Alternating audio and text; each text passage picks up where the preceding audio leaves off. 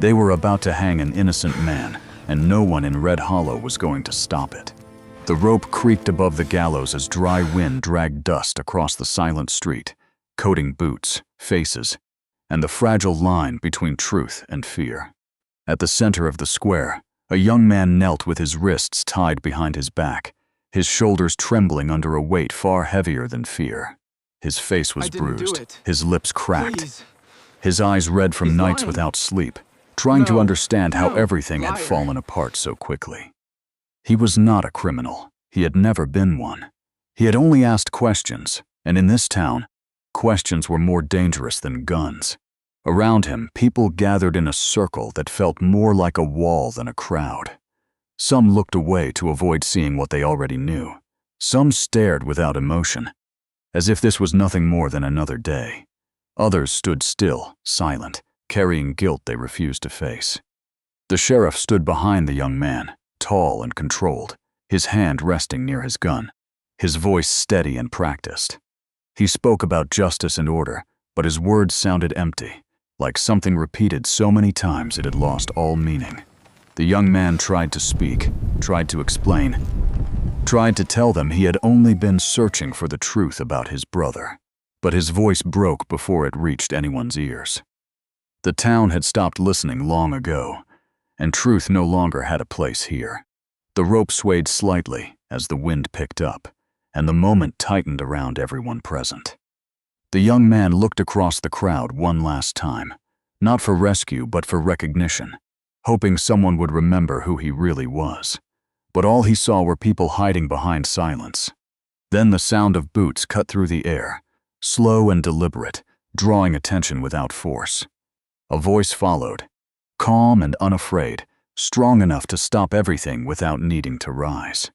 The word was simple, but it carried weight that no one could ignore. The crowd turned as one, their focus shifting to a stranger stepping forward from the edge of the street. He walked slowly, his coat worn, his hat low, his presence quiet but undeniable. People moved aside without realizing it, creating a path he did not ask for. He did not look at the crowd, and he did not acknowledge the sheriff.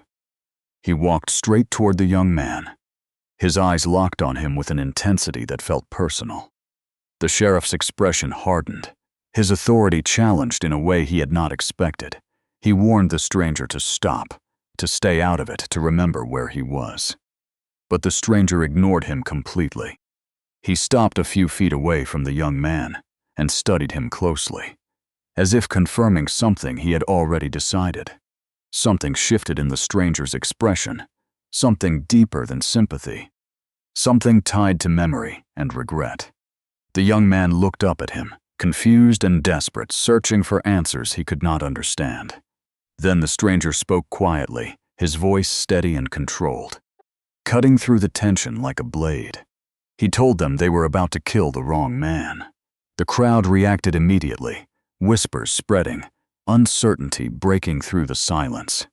The sheriff laughed, but it was forced, uncertain, no longer as confident as before. He demanded to know how the stranger could make such a claim. The stranger lifted his head slightly, revealing eyes that were not afraid, only tired, like a man who had already carried too much for too long. He said he was the one they were looking for. The words froze the entire town. The young man shook his head, refusing to believe it, but the stranger did not argue or explain.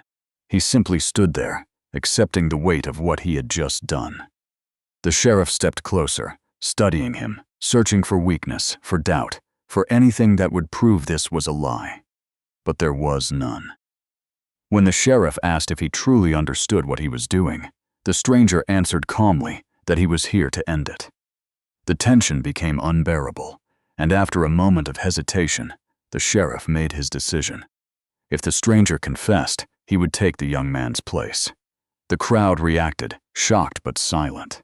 The young man struggled forward, demanding to know why, but the stranger did not answer. Because the truth behind his decision was not simple, and it was not something anyone there was ready to hear. The sky turned deep orange as the sun began to fall, stretching long shadows across the town like silent witnesses. The stranger stood beneath the gallows now, the rope beside him moving gently in the wind. The young man stood free, but he did not leave. His eyes remained fixed on the stranger, trying to understand what could drive someone to take the blame for a life they did not know. The crowd was no longer still. Something had changed. The silence that once controlled them now felt heavy, uncertain. The sheriff demanded that the stranger speak, his voice no longer as strong as before. The stranger lifted his head and said he had not killed the man. The crowd reacted immediately, confusion spreading. When they demanded answers, the stranger gave them something far heavier than they expected. He told them he was the reason the man was dead. The words fell into the crowd like stones, creating ripples that could not be contained. The sheriff stepped forward, unsure, asking for an explanation. The stranger took a breath and began to speak about the past he had carried for years. He told them about a robbery years ago, about how things went wrong, about how people were hurt, and everything fell apart. He admitted that when it mattered most, he ran. He left someone behind. The young man realized the truth before anyone else, his voice barely forming the words as he said it was his brother. The stranger confirmed it without hesitation. He explained how the man had tried to stop him, how he had believed in doing the right thing, and how he had been left to face the consequences alone. The stranger admitted that he did not stay, did not help, and did not care at the time, and that choice had cost a life. The town fell silent again. But this time it was not empty. It was heavy with understanding. The stranger made it clear that the young man was not guilty, that he had only been searching for answers, and that now he was being punished for a past that was not his. The sheriff lowered his gun, his certainty gone. When he said the stranger could have stayed silent, the answer came quietly but firmly. He could not live with it anymore. The silence broke, not with fear but with voices. People began to speak, first quietly, then louder, questioning what they had allowed for so long. The same crowd that had once stood still began to move forward, refusing to let the execution continue. The sheriff stepped back, realizing he had lost control, not to force but to truth. The rope was lowered, and the execution ended. For the first time in years, the town chose to act. The young man stepped forward and told the stranger he did not have to do this. The stranger answered simply that he already should have. There was no pride in his voice, only closure. As darkness settled over Red Hollow, he turned and walked away without waiting for thanks or recognition.